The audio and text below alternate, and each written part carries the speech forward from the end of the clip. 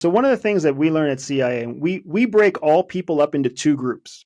Okay. And it's for simplification. It's not because it's academically sound. So Right. anybody who any psychologists, psychiatrists, sociologists, anybody out there with an academic background, just know now, I am not from an academic background and you will disagree with most of what I say, but that's fine because you're wrong and the reality of things is right.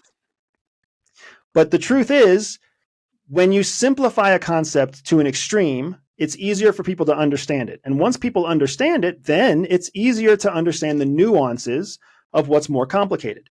So the super simplification is we break everybody down into two groups, the trained and the untrained. So you're either trained in tradecraft and espionage, or you're not trained in tradecraft and espionage. So that means everybody who is a U.S. intelligence officer, a foreign intelligence officer, a military intelligence officer, anybody who's been detached to or attached and detached to an intelligence unit has gone through this training. Mm-hmm. So there's people who understand the nature of intelligence and they're trained. Everybody else is considered untrained. The people who are trained already understand that intelligence is it's a two-sided coin. There's offensive intelligence and defensive intelligence. The people who are untrained don't realize that. They don't even realize that intelligence has a process. They don't realize there's offensive and defensive intelligence. They might parrot a line that they saw from a movie once, but they don't actually get the purpose or the intent behind it. So as a trained intelligence officer, what I see happening in the public writ large is that they see people fail and they realize that they can't do anything about it except bitch and moan and complain. And then after they've bitched and moaned and complained, they feel like they have contributed to highlighting the problem and they move on to the next thing. Because everyday life just keeps on grinding. No matter how upset you are, at the end of the day, your kids still need to eat. Your partner still wants to fool around. You still have movies that are sitting in your Netflix queue that you haven't watched yet.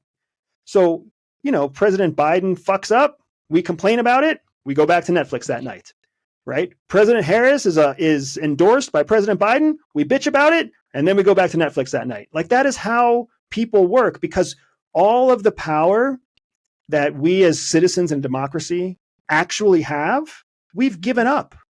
So we don't participate. We don't keep ourselves informed. We don't use community the way community is supposed to be used. And once every 4 years in the United States, for about 3.5 months, hundreds of millions of dollars go into a campaign to get everybody excited so that 60% of the people can do something and the other 40% can convince themselves that they're useless.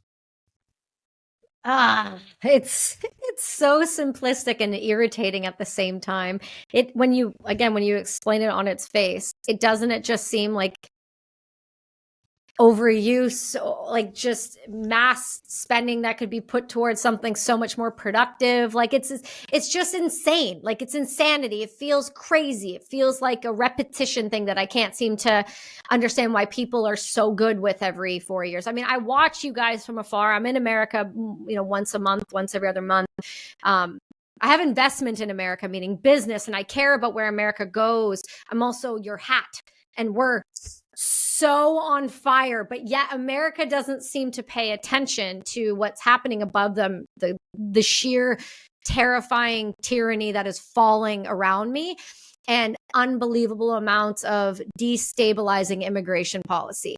And the fact of the matter is, it's still happening up here, and it's going to affect you the same way Bill C-11 affected you, the same way you got the TikTok bill 18 months, almost to the day I said you would. It's so funny to be able to see these things happen and go, it's going to have a trickle-down effect.